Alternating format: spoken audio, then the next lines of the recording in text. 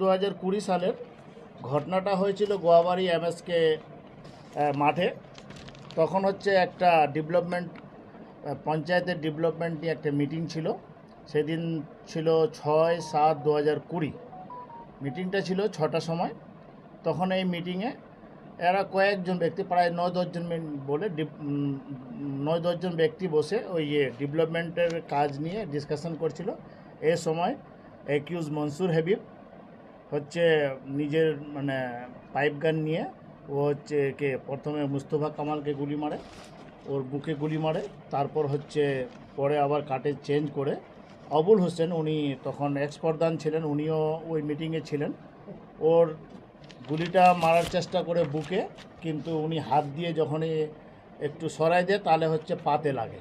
সঙ্গে সঙ্গে হচ্ছে এরা হচ্ছে এদেরকে তখন কোভিড সময় ছিল, নিউটিয়াতে নিয়ে গেছিলো। নিউটিয়াতে যেহেতু কোভিড প্যান্ডামিকের জন্য ওকে অ্যাডমিট না করে আনন্দকে অ্যাডমিট করেছিল।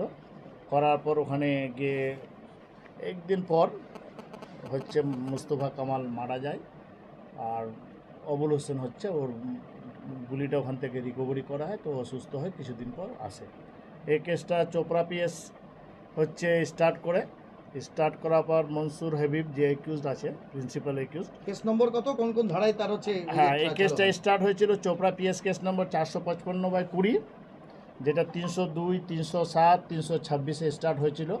পরবর্তীতে আর্মস যখন পাওয়া যায় তো 25-27 আর্মস অ্যাক্টও অ্যাড হয়। হওয়ার পর এটা পুলিশ ইনভেস্টিগেশন করে চার্জশিট করলো। চার্জশিট করার পর এখানে হচ্ছে ট্রায়ালে আসলো আমাদের কাছে 2020-তে। আর অ্যাকিউজডকে পুলিশ কিন্তু কয়েকদিন পরে 7 তারিখে, 6 তারিখে ঘটনা, 7 তারিখে কিন্তু পুলিশ অ্যারেস্ট করে নেয়। ওর বাড়ি থেকে অ্যারেস্ট করে 7/7/2020-তে অ্যারেস্ট করে। অ্যারেস্ট করার পর থেকে উনি কাস্টাডিতে আছেন, প্রায় 5 বছর ও কাস্টাডিতে থাকলো। এই 5 বছরের মধ্যে 2020 সালে এই কেসটা আমার কোর্টে আসলো। চার্জ ফ্রেম হওয়ার পর আমরা সাক্ষী করলাম। গভর্নমেন্ট থেকে প্রায় 23 উইটনেসকে আমরা এক্সামিন করি। এক্সামিনের পর আজকে ফার্স্ট ট্রাক সেকেন্ড সাজা ঘোষণা করেন বিচারকের নাম নীলঞ্জন দে। উনি হচ্ছেন আজকে কনভিক্ট করেন আসামিকে 302, 307 আর 326। 302-তে লাইফ ইমপ্রিজমেন্ট, 15,000 টাকা ফাইন, না দিতে পারলে 8-3 মাস জেল। আর 307-এ যেটা হচ্ছে অবুলকে যেটা ইনজুরি লেগেছিল, 307-এ ওইটাকে 10 বছর পানিশমেন্ট দেওয়া হয়েছে, 5,000 টাকা ফাইন। এটাতে আজকে কনভিকশন ডিক্লেয়ার করা হয়েছে। মুক্তারদা বলবেন, এই 5 বছর কাস্টডি ট্রায়াল এর থাকা, যেটা আপনি বলছিলেন একটু আগেই আমাদের সাংবাদিকদের সঙ্গে আলোচনা করছিলেন, যে পরিবারটা ভুক্তভোগী পরিবার আক্তারি, তার একটা ছেলের বয়স তখন 1 বছর প্রায়, এবং বড় ছেলে হয়তো 9 বছরের বা 8 বছরের হবে। এই যে দীর্ঘদিন আইনি সহায়তা আপনারা দিলেন এবং তাদের বারবার আপনাদের দ্বারস্থ হতে হয়েছে, কি বলবেন আজকে? দেখেন, এই কেসটাতে যে ওর দুটো ছেলে, একটা ছেলে ছোট্ট যেটা বাড়িতেই ছিল, আর একটা ছেলে যার হচ্ছে তখন 7 বছর না 8 বছর বয়স। শেষ সময় ইনসিডেন্টলি, এটা কোইন্সিডেন্ট, তখন হচ্ছে ওর বাবাকে খুঁজতে খুঁজতে ওই সময়টা যায়, কিন্তু ওর সামনে গুলিটা হয়। ও one of the eye witness, উনি কিন্তু আই উইটনেস, ক্রেডিবল উইটনেস ওনাকে মানা হয়েছে। উনি কিন্তু কোর্টে সাক্ষী দিয়েছেন, ইভেন হচ্ছে 164ও হয়েছে, ইভেন হচ্ছে এখানে সাক্ষী দিয়েছেন। ওর সাক্ষীকে কোনো মতো ভাঙতে পারেনি ওই ছেলের। যা তখন ও বলা, ও তখন একটা খুব মনে আছে আমার, ওনাকে বলা হয়েছিল যে তুমি এই ডেটটা কী করে মনে রাখলে? তখন ও বলছিল কি আমার জীবনের সব থেকে যাকে আমি ভালোবাসতাম সে হচ্ছে সেদিন গুলি খাইছে, সে মারা গেছে, সেই জন্য ওই ডেটটা আমার মনে আছে। আচ্ছা, এখনো ডেটটা মনে রেখেছে? এখনও ডেট মনে আছে। তো আজকে এই যে একটা বিচার আপনারা দিতে পারলেন এবং সেই ভুক্তভোগী পরিবার তারা হয়তো আজকে খুব আশ্বস্ত, তো যাবজ্জীবন হয়েছে এবং কনকারেন্টলি আরো 10 বছর সাজা হয়েছে। তো এটাকে ওই 307-এ হচ্ছে আপনার 10 বছর। আচ্ছা, আর 302-তে হচ্ছে আপনার লাইফ ইমপ্রিজমেন্ট। দীর্ঘদিন আইন প্র্যাকটিস করছেন, অপরাধ করলে বিশেষ করে আগ্নেয়াস্ত্র নিয়ে কারোর উপরে হামলা করা এবং তারপরে প্রাণঘাতী হামলা করে তাকে মেরে ফেলা, এটাতে কখনো পার পায় না আইন আদালতের কাছে, কি বলবেন? দেখেন, to protect the society this conviction is very necessary for the safe world.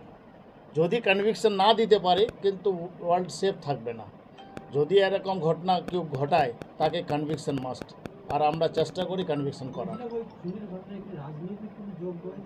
এটা হচ্ছে রাজনৈতিক যোগ এখন বলা যাবে না, কেননা পলিটিক্যাল নেতাগুলো পুরো ছিল না, কিন্তু ওর মধ্যে শুধু একজন এক্স প্রধান যে অবুল। আর ব্যাপারটা হচ্ছে এদের হচ্ছে কোনো ডেভেলপমেন্ট ওয়ার্ক নিয়ে এখানে হতো, মানে একটা মিটিং ছিল, তাতে এদের মতামত হচ্ছে কি এই কাজটা এইদিকে না করে ওইদিকে করে এই নিয়ে ছিল। তো পলিটিক্যাল তো ছিল বটেই, কিন্তু পুরোটা পলিটিক্যাল না।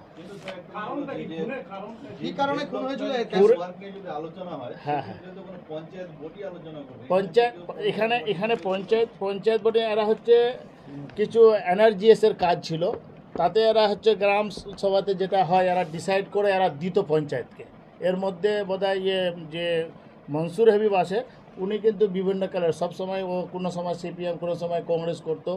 ওর হচ্ছে একটা ইচ্ছা ছিল কি হচ্ছে এই কাজটা এই দিক দিয়ে না হয় অন্য দিক দিয়ে করে আমরা এনআরজিএসের কিছু 100 দিনের যেগুলো কাজ হয় না এগুলোর জন্য ওরা লিস্ট জমা করার জন্য ওখানে তাতে বিমত হয়েছে ওদের। হ্যাঁ, মতামত হয়েছে। শ্রেণীকে ও তৃণমূলী পার্টি করতেন। জাজমেন্টে যেটা বললো জজ সাহেব যেটা বললেন, তো যেটা রায় হলো তোর মানে আজীবন আর কি কারাদণ্ড। কবে ঘটনাটা হয়েছিল? ঘটনাটা হয়েছিল 2020 জুলাইয়ের 6 তারিখে। বললাম যে মানে বিকাল 5টার সময়। কি হচ্ছিল তখন যে এই ঘটনাটা ঘটলো? ঘটনা কিছুই নেই, ওখানে ওরা কয়েকজন বসে মাঠে চা খাচ্ছিল আর একটু গল্প গুজব করছিল। ইতিমধ্যেই ওই দুষ্কৃতীটা এসে ওখানে আবুল নামে একজন আগের প্রাক্তন প্রধান ছিলেন, বর্তমান তখন তিনি মেম্বার। তো ওনাকে শুধু বলল যে আবুল তুমি একটু আমার দেখা করে দিও।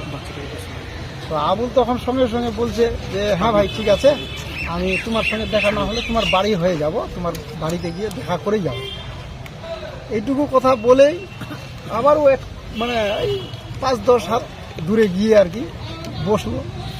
বসে আবার 2-3 মিনিটের মধ্যে কি ভাঙাভাঙি করলো না করলো, ওখান থেকে উঠে আস্তে আস্তে আস্তে আস্তে এসে চট করে আর কি মোস্তফা কামালকে ধরে গুলি মারে দিল। গুলি মারে দিয়ে ওকে লাফ মারে ফেলে দিল। তারপরে আবার আবুলকে ধরছে।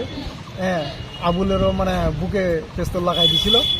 তখন তো আবুল তো মানে ওই সে আর কি তখন ইয়ে করে ফেলে দিছে।